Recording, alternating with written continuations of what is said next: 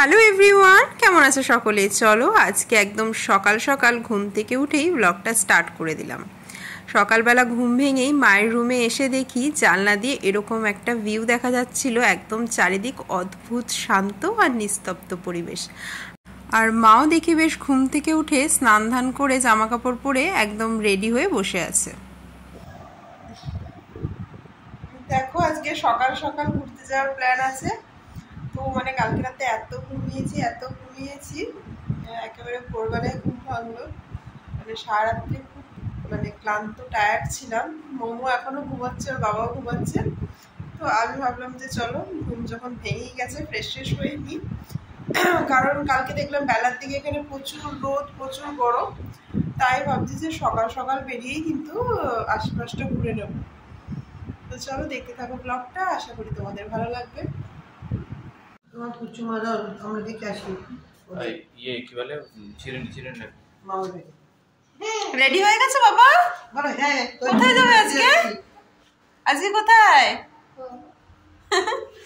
চলো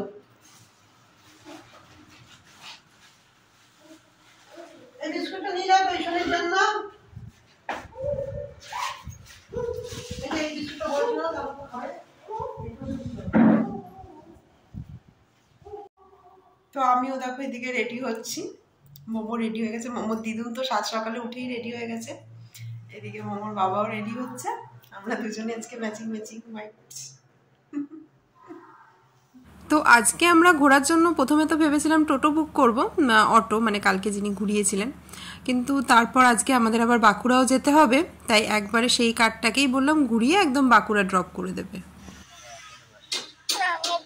কোলে বসবে না, ঠিক আছে না ওরে না বসে হয়ে যাবে। দাঁড়াও সাইনা আসো মা।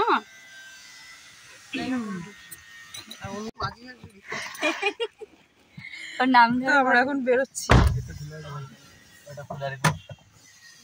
এত ঘেমেছে আমি একা বেরোনোর আগেই। মুখটা এরকম কেন? কি হয়েছে? এই যে লিপস্টিক পরাওনি, কেমন হবে? আর আরে আমি লিপস্টিক এখন কি খুলবো না, এই রাস্তা দিয়ে আবার আসবো। ও না অন্য দিকে বেশি চলে যাবে। হ্যাঁ তাই তো। সব মন্দিরগুলো তো মানে আশেপাশেই। মন্দিরগুলো ঘুরে নি তারপরে। হ্যাঁ মন্দিরগুলো সব আশেপাশেই হবে। বেশ আরো দৌড়লে আরো ঘোরা যাবে না। এই বাচ্চা দিয়ে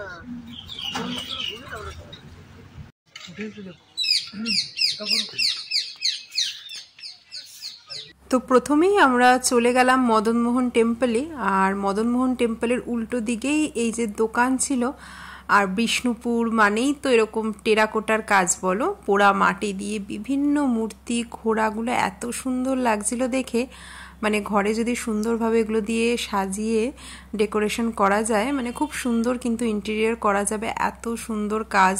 মানে দোকানটা দেখে তো মানে একদম আমি মানে অভিভূত হয়ে যাওয়া যাকে বলে সেরকমই হয়ে গেছিলাম।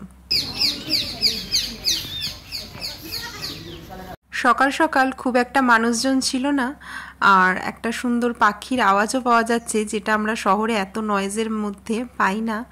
কিন্তু এখানে দেখলে কি সুন্দর ভিডিওতে, আমি যার জন্য ভয়েসটা অফ করিনি তোমাদের শোনাবো বলে। তো চলো এখন আমরা টেম্পলের ভিতরে ঢুকে যাচ্ছি। তোমরা হয়তো জানো যে এই মন্দিরটা অনেক পুরনো, মদনমোহনের মন্দির। তো এখনও পুজো হয়নি। পুরোহিত মশাই বললেন যে আগে আরতি হয়ে যাক, তারপরে ঠাকুরকে দেখাবেন। মানে ঠাকুরের সামনে তো এখন ফটো নেওয়া যাবে না। তো আমরা তাই আশপাশটাই ঘুরে দেখছিলাম। এই যে পুরো মন্দিরটা এত সুন্দর লাগছিল, মানে এত সুন্দর শিল্পকলা কি বলবো। আর মানে পরিবেশটাও খুব শান্ত, আর বাচ্চারা তো এত এনজয় করছিল, চারিদিক দিয়ে ঘুরে বেড়াচ্ছিল, খুবই ভালো লাগছিল। আর এই বড় দেখো যে কমণ্ডলুর মতন, এখানে নাকি গঙ্গা জল এনে শিব ঠাকুরকে স্নান করানো হয়েছিল।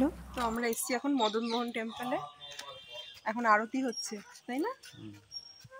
আর এই মানে চারিপাশে পরিবেশটা এত সুন্দর, শান্ত পরিবেশ একদম। দেখো হ্যাঁ হ্যাঁ, ওইদিকে ওই বড় যে ঘরটা দেখালাম তোমাদের, ওখানটায় মুখ্যমন্ত্রী নাকি গঙ্গা জল পাঠিয়েছিল এখানে স্নান করাতে ঠাকুরকে। তো ভালোই হলো সকাল সকাল এসে আমরা বেশ ঠাকুরের আরতি দেখলাম, পঞ্চপ্রদীপের তাপ নিলাম, তারপরে প্রসাদও পেলাম, চরণামৃত সব কিছুই। তো এখন এখান থেকে বেরিয়ে পড়বো। আরও অনেক জায়গায় যাওয়ার বাকি আছে, প্রচুর প্রচুর মানে টেম্পল আছে বিষ্ণুপুরে। এটা একটা মন্দিরেরই শহর। তো আমরা মেন মেন জায়গাগুলো ভেবেছি আগে কভার করে নেব, কারণ সব তো দেখা পসিবল হবে না। তো মেন মেন জায়গাগুলো দেখবো। আজকেও আবার শাড়ি কেনার প্ল্যান আছে, মানে আগের দিন তো আমার আর অনুশ্রীর হলো, কিন্তু মা ভেবেছে আমার বোনের জন্য একটা বালুচুরি নেবে। তো আগের দিন ওখানে আর অন্য কালারগুলো পছন্দ হচ্ছিল না বলে আজকে আবার দোকানে যাব। চলে আসো এবার। তো সায়না তো ওখান থেকে কিছুতেই নেমে আসতে চাইছিল না, তাও ওকে মানে জোর জবরদস্তি নিয়ে আসতে হলো।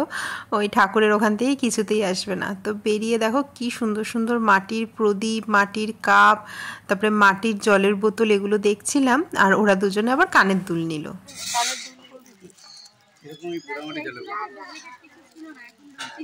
না তবে এই মাটি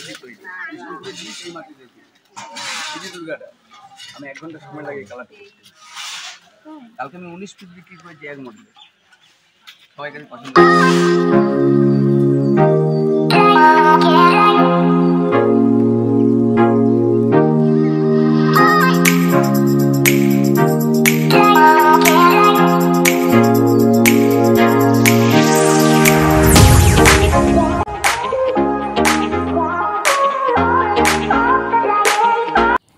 থেকে আর সেরকম কিছুই নেওয়া হয়নি, শুধু মোমো আর তুতুন দুজনে দুটো পোড়ামাটির কানের দুল নিল। ভাবো ওরা কি করবে কানের দুল দিয়ে, কালারফুল দেখে ওদের মানে ভেবেছে ওটা দিয়ে খেলবেই আর কি।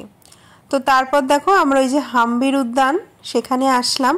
বিশাল বড় জায়গা নিয়ে কিন্তু এই উদ্যানটা, আর এত সুন্দর করে মেনটেন করা কি বলবো, চারিদিকে এত ফুল গাছ। তো ভেতর দিয়ে এখন আমরা ঢুকে যাচ্ছি, চারপাশটা তোমাদের ঘুরে দেখাবো। চলো। তুতুন আর গাড়ি থেকে নামিনি, ও বললো আমি গাড়িতেই থাকবো। তো আমরাই বেরিয়েছি। আসলে মানে এত সকাল, তাই কিন্তু খুব রোদ উঠে গেছে। তো সাইডে কিন্তু এরকম খোদাই করা লিপি ছিল, এখানে মহারাজা বীর হাম্বির সম্বন্ধে হয়তো সব কিছু লেখা ছিল। আর এই দেখো চারপাশটা এত সুন্দর। আমরা দেখো এখন এসেছি হাম্বির উদ্যানে, আর এখানে এত ফুল গাছ। ও দেখবে বাটারফ্লাই, এখান দিয়ে বাটারফ্লাই উড়ে যাচ্ছে। ওই দেখো বাটারফ্লাই একটা, এই যে উড়ে বেড়াচ্ছে সব বাটারফ্লাই। ফুল গাছগুলো এত সুন্দর, কত বাটারফ্লাই, তাই না? ওই দেখো কত বাটারফ্লাই। ওই দেখো আমার মেয়ে তো বলছে বাটারফ্লাই দেখবো।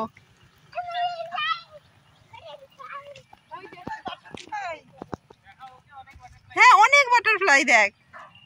মোমো কিন্তু খুব মজা পেয়েছে বাটারফ্লাইদের পিছন পিছন দৌড়ে দৌড়ে।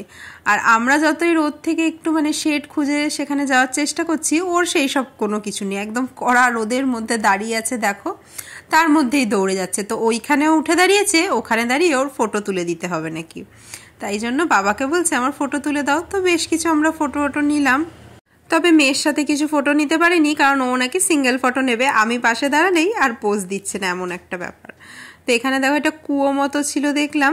তারপর দেখো কি কাণ্ড, মেয়ে আবার ফুল নিয়ে বাবাকে দেখো দিচ্ছে, কত মানে কায়দা জানে দেখো সত্যি।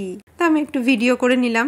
আর এখানে দেখো কি সুন্দর লজ্জাবতী গাছ, মানে এত ফ্রেশ গাছগুলো, একটু আঙ্গুল দিলেই আবার পাতাটা মুড়ে যাচ্ছে, দেখতে ভালো লাগছিল। ও কি সুন্দর, এটার মানে বৈজ্ঞানিক, তাই না বাবা? রহস্য ওরা সেনসিটিভ হয়। বাবা তোলে না বাবা। কেন মাম্মা তোমার ভালোবাসা? আমার ভালোবাসা বলে বলে। থ্যাংক ইউ বাবা। আর তোলে না, মারবে এবার আমাদের ধরে। যে কি সুন্দর পাতাগুলো মুড়ে যাচ্ছে।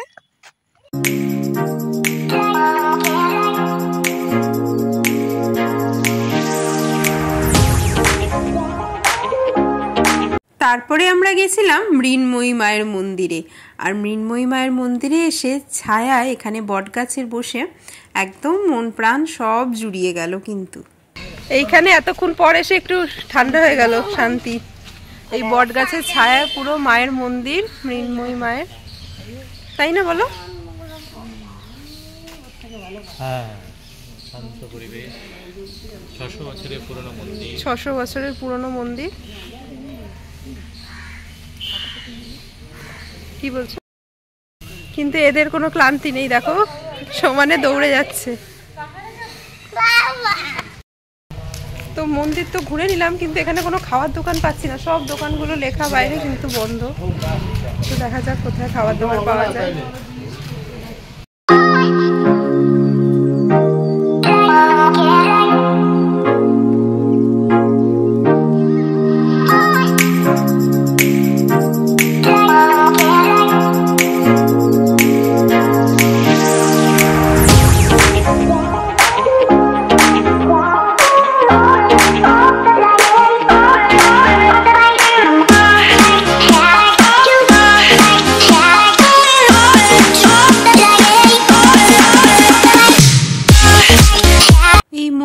পাশেই একটা দোকানে দেখো এরকম ধাতব বিভিন্ন রকম মূর্তি, তারপরে রথের ওপর ঠাকুর বসে আছেন, বিভিন্ন রকম ছিল।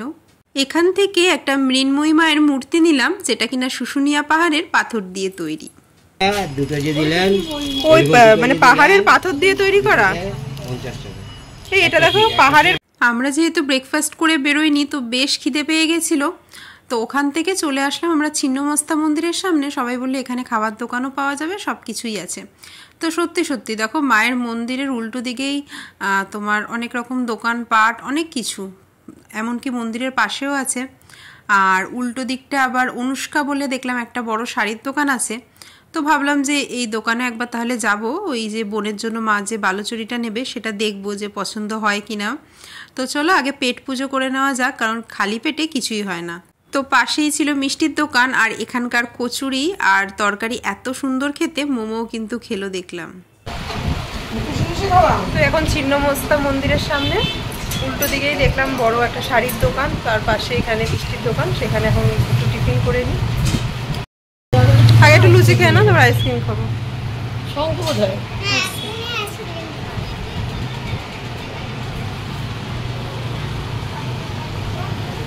একদম লুচি খাওয়া দাও, আইসক্রিম দেবে। ঠিক আছে বাবা। তো লুচি টুচি খেলাম, তারপরে মোমোর বায়না ছিল আইসক্রিম খাবে, ও আইসক্রিম খেলো, মোমোর বাবা খেলো দই। আমি আর কিছু খাইনি, আমি একটা মিষ্টি নিয়েছিলাম, সেই মিষ্টিটা খেলাম। ঠিক আছে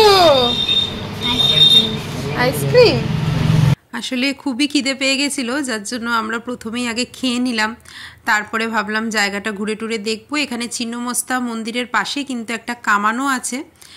সেই কামানটা মা বললো, মা এসেছিল নাকি অনেক বছর আগে, 30-35 বছর আগে, তখন কামানটা চারিদিক ঘেরা ছিল না, এখন ঘিরে দিয়েছে সেটা।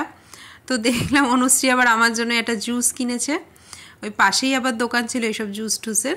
তো যাই হোক এসব খাওয়া হয়ে গেল। তোমাদের দাদাভাই আবার আমাকে দই টেস্ট করালো, টক দই, আমার তো বেশ ভালোই লাগলো, কিন্তু আমি আর বেশি খেলাম না। তারপরে এই জুসটা বসে বসে খেলাম। তারপর এখান থেকে তোমার বেরিয়ে মন্দির টন্দির ঘুরে আমরা গেছিলাম কামান দেখতে। তারপরে কামান দেখে যাব হচ্ছে শাড়ির দোকানে, কিন্তু শাড়ির দোকানের ভিডিও ভাবছি তোমাদের সাথে নেক্সট ব্লগে শেয়ার করব, কারণ এই ভিডিওটা অনেক বড় হয়ে গেছে। তো এই ভিডিওটা ভাবছি এখানেই শেষ করে দেবো। তো চলো টাটা। আজকের ভিডিওটা আমার কেমন লাগলো অবশ্যই কিন্তু জানিও, আর ভালো লাগলে লাইক করে দিও, আর বেশি বেশি করে শেয়ার করো। আর যদি আমার চ্যানেলে নতুন হয়ে থাকো তো অবশ্যই আমার চ্যানেলটাকে সাবস্ক্রাইবও করে দিও। তো চলো এখন আমরা কামানের সাথে বেশ কিছু ফটো নেব, তারপর এখান থেকে বেরিয়ে যাবো শাড়ির দোকানে। চলো টাটা।